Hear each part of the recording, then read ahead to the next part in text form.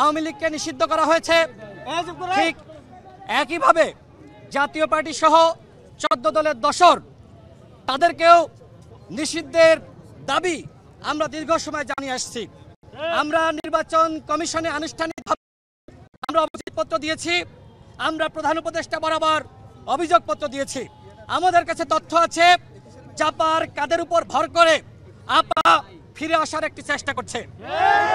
আজকে যখন আমরা মশাল মিছিল শেষে আমি এবং নুরুল হক নূর কথা বলা শুরু করব, প্রেস ব্রিফিং চলা অবস্থায় সেনাবাহিনী এবং পুলিশ বাহিনী আমাদের কার্যালয়ের সামনে এসে হামলা চালিয়েছে।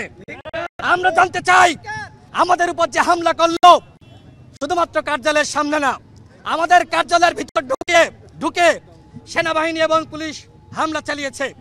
এই হামলায় ডক্টর মোহাম্মদ ইউনূসের বা তার স্বরাষ্ট্র উপদেষ্টার বা এই অন্তর্বর্তীকালীন সরকারের কোন উপদেষ্টার ইন্ধন ছিল কিনা সেটা আমরা প্রেস সচিবের কাছ থেকে জানতে চাই। আজকে সেনাবাহিনী বুট জুতা দিয়ে নুরুল হক নূরকে পালিয়েছে। আমাদের উপরে আওয়ামী লীগের আমলেও এইভাবে তারা হামলা করতে সাহস করে নাই। সেনাবাহিনী আমাদের গায়ে হাত দেয়নি।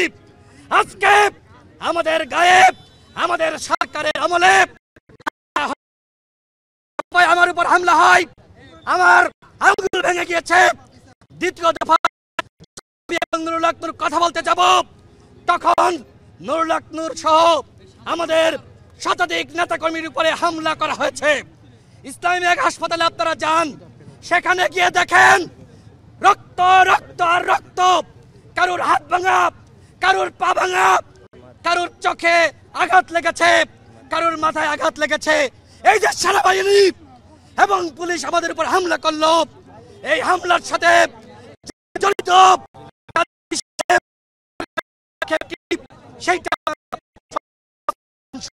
আমরাও তার কাছ থেকে জানতে চাই।